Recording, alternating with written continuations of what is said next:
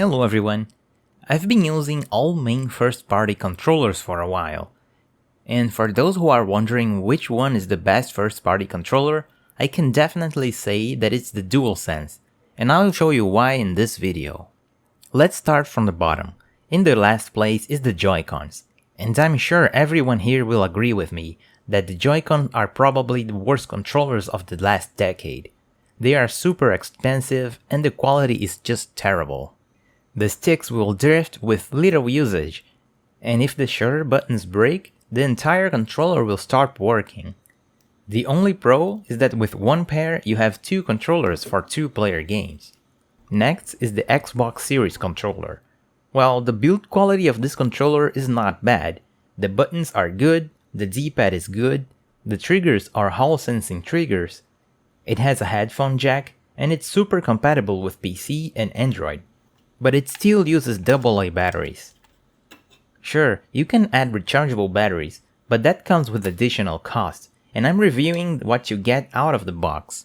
Also, alkaline batteries can leak, and this can easily corrode the components of your controller and transform it into a paperweight. And lastly, it doesn't have gyro sensors. Well, it has special rumble motors on the triggers, as you can see here. But that is not nearly as immersive as the adaptive triggers on the Dualsense. On second place comes the Nintendo Switch Pro controller.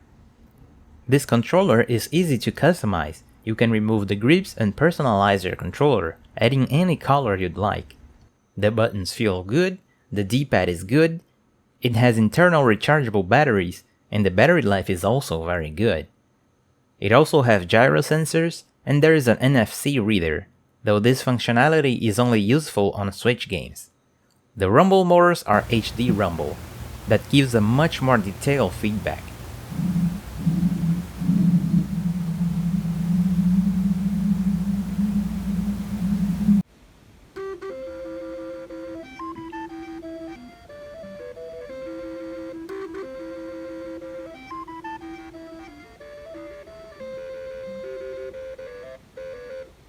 On the cons, the triggers are digital triggers, and it will have compatibility issues with some PC games. You must either use adapters or install Steam, and Steam will detect your Pro controller, but without Steam, it won't work with all games. And finally, we get to the first place. The Dualsense is the best controller of this generation. It is customizable, though not as good as the Pro controller. You can replace this middle section on the controllers. The buttons are okay. They feel a bit harder to press than the Pro controller or the Xbox Series controller, but I think they'll soften after some time. The D-pad is good, the triggers are analog triggers, and they are adaptive triggers. They respond to the actions happening in the games, pushing back the button as you press them.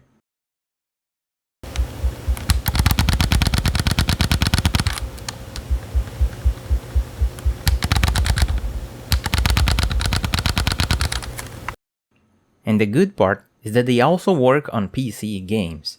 If you connect the Dualsense with a cable, you can play any game compatible with adaptive triggers, and they will behave just like they do on PS5 games. The only problem is that this feature will only work with a wired connection.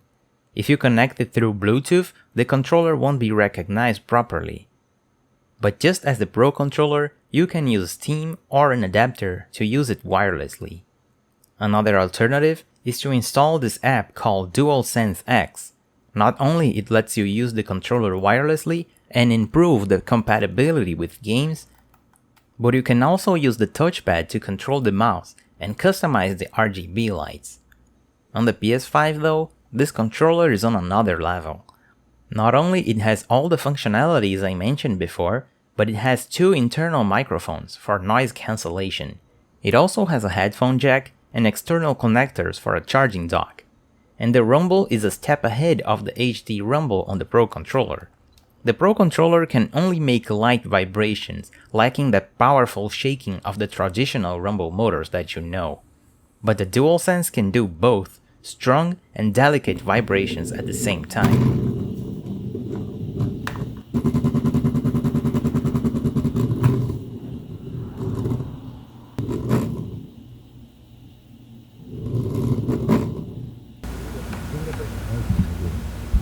It is so precise that it can reproduce my voice by only using the rumble mode.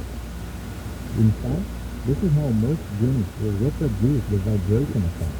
Remember, sound is vibration, and without vibration, there is no sound. By making the rumble mode vibrate according to a specific sound power, you can create an incredibly accurate feeling.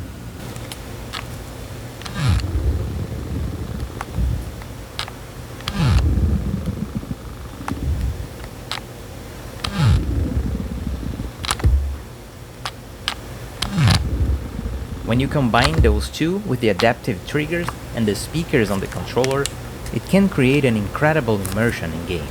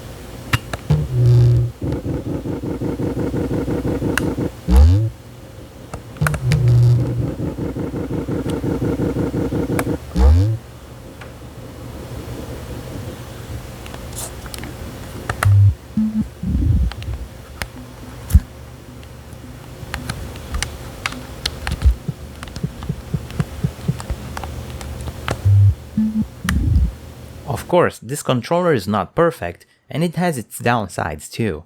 The battery life is not very long, and is not compatible with Android devices. But compared with the Pros, this controller definitely feels like a next generation controller. And this is why I think the Dualsense is the best controller of this generation. And that's it for this video.